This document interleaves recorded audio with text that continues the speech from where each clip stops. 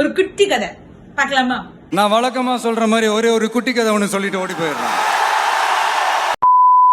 லக்ஷ்மிங்கிற வயசான பாட்டி, அவங்க கிட்ட ஸ்மார்ட் போனே கிடையாது. ஆனா அந்த நோக்கியா 1100 போன் தான், அதான் வச்சுட்டு அவங்க எப்பயுமே இருப்பாங்க. அவங்க வீட்டுல ஃபாஸ்டஸ்ட் வைஃபை இருக்கு. இது ஏன் எப்படி யாருக்குமே தெரியாது. நெய்பர்ஹுட்ல இருக்கிறவங்க எல்லாருக்குமே டவுட், பேர பசங்க எல்லாருக்குமே டவுட்.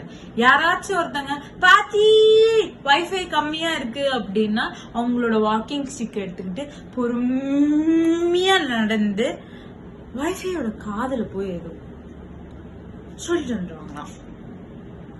எல்லாருக்குமே சொன்ன உடனே வைஃபை ரொம்ப வேகமா வருமா? அது எப்படிதான் வரும் அப்படின்னு தெரியாது. அப்படி என்னதான் ரீசன் அப்படின்னு சொல்லி அவங்களோட செல்ல பேரை வினோத் கண்டுபிடிச்சு பார்த்தா, பாட்டி கிட்ட சூப்பர் நேச்சுரல் பவர்லாம் இல்லையா. வைஃபை கிட்ட ப்ளீஸ் ஒர்க் ஃபாஸ்ட் அப்படின்னு அந்த மேஜிக் வேர்டு சொல்லுவாங்களாம். அந்த பையனும் பாட்டி மேஜிக் வேர்ட்ஸ் எல்லாம் யூஸ் பண்றாங்க அப்படின்னு நினைப்பானா. இன்னும் கொஞ்ச நாள் கழிச்சு பார்த்தாதான் அந்த வீடியோல தெரிஞ்சுதான் வைஃபையோட சைட்ல ஒரு 3 லைட் எரியுது.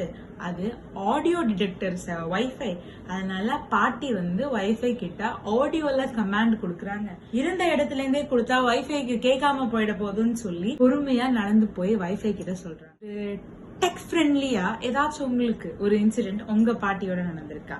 இருந்தா கமெண்ட் பண்ணுங்க.